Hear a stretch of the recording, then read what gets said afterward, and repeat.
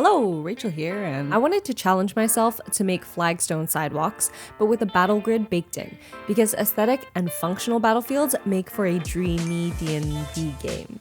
So for this, we turn to clay.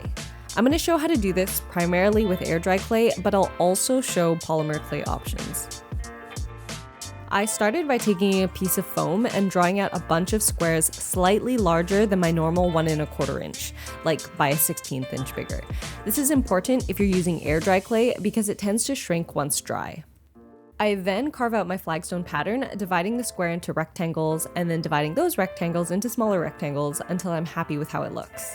I did 8 different patterns, but you can totally just do 3 or 4. I promise no one will know. Then smash some texture down. The more indented, the better. And then take a ballpoint pen and really run it between the stones to open up channels for the clay to sink into. Now, if you wanted to just stop here, use this technique but apply it to a 3x3 grid tile carved directly into the foam, and then paint that and repeat that a bunch of times to make your tiles, that's totally fine. You don't have to join me on the rest turf this journey. But come on, let's just try something different. For the air dry clay, I'm using Creative Paper Clay, but you can also use Das Paper Clay. I would stick with either one of those or do some research to make sure that whatever air dry clay you choose doesn't crack as it dries and dries sturdy. I haven't used this before and was worried about the clay sticking, so I rubbed petroleum jelly over the foam. Then I flattened out a small ball of clay and smushed it over one grid square. Now, I plucked mine off right away, which made things a little challenging.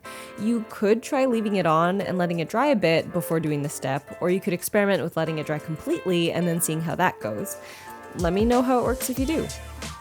This clay tends to warp as it dries, so I taped it down to encourage it to dry as flat as possible.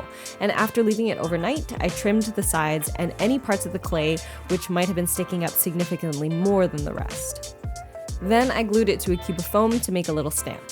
With paper clay, it's super important to seal it, which I did with matte Mod Podge and different acrylic colors so I can differentiate my stamps. I used a plastic roller to roll out my clay. I found it best to roll a couple of times and then flip to, I guess, give the clay space to stretch.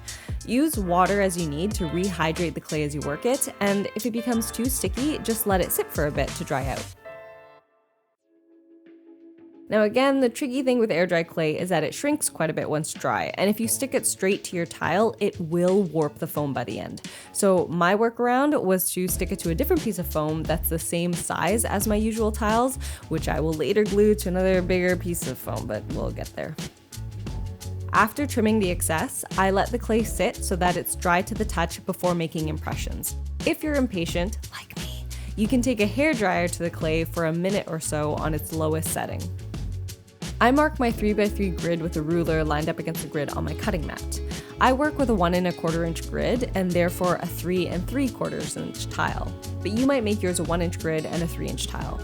Then I line up my stamps and stamp. Next, I do a little touch up between the stones with a silicone clay tool just to make sure my impressions are clear, and then also add extra texture by stamping lightly with some rocks. And to let it dry, I glued this square onto a flat of scrap foam with small dabs of hot glue in the corners so that it all dries nice and flat without any warping. For my earlier prototypes, I found that even if it did warp, I could break up the grid squares and reassemble to make the tile flat again. This worked for me, but maybe you can find a way better and less cumbersome solution. Now, how long do I leave? 1 to 3 days? Ugh. Be patient, I guess. Gently lift with some sort of tool, because once they're dry, they crumb boulevard core pride off. Now, if you want to do this with polymer clay instead, I would highly recommend getting yourself a nice treat. I tried rolling this clay out by hand, but wow, did I get tired trying to brute force it. The advantage of a clay or pasta roller is that it saves you time and you get a nice, consistent thickness. I bought this one secondhand for pretty cheap, so it doesn't have to be an expensive option. Once I got a big enough patch of clay, I followed a lot of similar steps as the air dry clay, except the Sculpey that I got was quite sticky, so I put it in the freezer in the hopes of firming it up before stamping, which kind of worked. I then cleaned up the stones and added more texture. Polymer clay is smoother than air dry clay, so really strive to give it a lot of rocky texture. I didn't, and my tiles turned out smoother than I would have liked. Then I placed on some parchment paper and baked them as directed on the packaging. With both types of clay, I glued them onto the proper foam homes, which I pre-cut to a height of 1/2 inch. Trim the sides as needed, then coat in matte Mod Podge mixed with gray paint. Once dry, paint the whole thing in just gray acrylic, and then about 1/4 to 1/3 of the stones in tan, and then 1/4 to 1/3 of the stones in tan gray. I then dry brush it all in tan gray to mute the difference in color somewhat before doing a dark wash, where I really make sure to emphasize the channels in between the stones.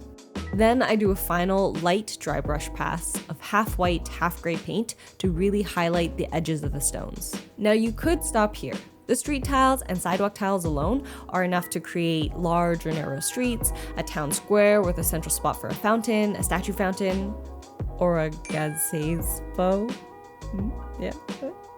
Thank you to my patrons for subjecting their names to this unabashed torture. If you want to join their ranks and help me make more videos, check out the link in my description. Anyway, if you're still here, I know you're looking for that final touch to hardcore nerd out on this craft, and curbs are going to be the thing to tie our streets together. But I didn't want them to be attached to the tiles because then that locks them into just being curb tiles. So here's how we make our 3 different curb pieces. We're going to start with the straight curb pieces. I don't have a solely foam option because with how narrowed these pieces are, foam would just be too delicate. So we start with balsa wood that's 1/16 of an inch thick, cut into strips that are 1/4 inch wide. I didn't measure exactly how long to cut the balsa strips because instead I used my road tiles with the magnets already in place as a guide for how long to cut the balsa. If you're not sure what I'm referencing, I'll link my road tiles video in the description. And if you happen to have skipped placing magnets in the corners, you can add them retroactively by slicing into the corner of your road tiles just under the silicone and then place a magnet and re-glue the corner down. Once we have a properly cut strip of balsa, we put a blob of hot glue beside and lay next the magnet smushed down and right up against the edge of the wood. Do this on both sides.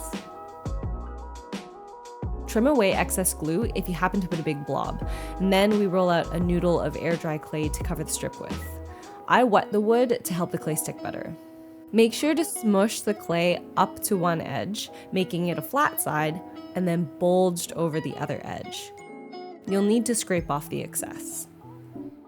The flat side will be the part of the curb that butts up right against the sidewalk tile, and the bulged part will be what we see facing the street. With the overall shape in place, we can add texture. And then after leaving them overnight, you can cut off the excess on the ends. Just make sure your magnets are equally spaced. I also sand the corners down for a more seamless transition from piece to piece. If over time you find your curb warps from the clay shrinking, just gently bend it back to being flat. If you incur breakage, just glue it back together. The L curbs are made as an extension of the straight curb. I cut 2 strips of balsa the same length as before and 1 additional foam piece that I cut to be about the same thickness as the balsa and then add a little curve before hot gluing them together. Then I blob on 3 magnets.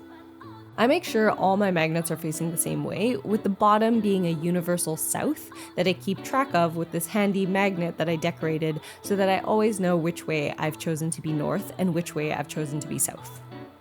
The L curb is covered in clay much the same way as a straight curb, but with an added detail in the corner.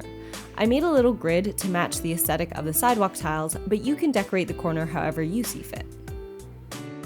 The last piece is this little guy, and it's just this. I didn't worry about shaping it so much since I just sanded it down once dry. Now, with polymer clay, I drew out the shape of the curb on parchment paper, then shaped the clay inside the lines. Make sure to use Sharpie instead of ballpoint pen or flip the parchment paper over because it will definitely transfer to the clay. Unfortunately, my pasta roller doesn't have a setting thick enough for what I wanted, so I had to pop a thin second layer of clay on top, being careful not to make air bubbles as I laid it down. The nice thing about using polymer clay is that it greatly increases your working time and won't shrink through the baking process.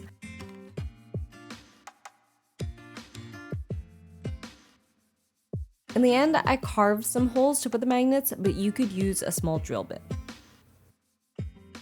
All the curb pieces are painted as we did the sidewalks, with the exception being the little corners, which I did all gray. And that's everything to make your beautiful roads.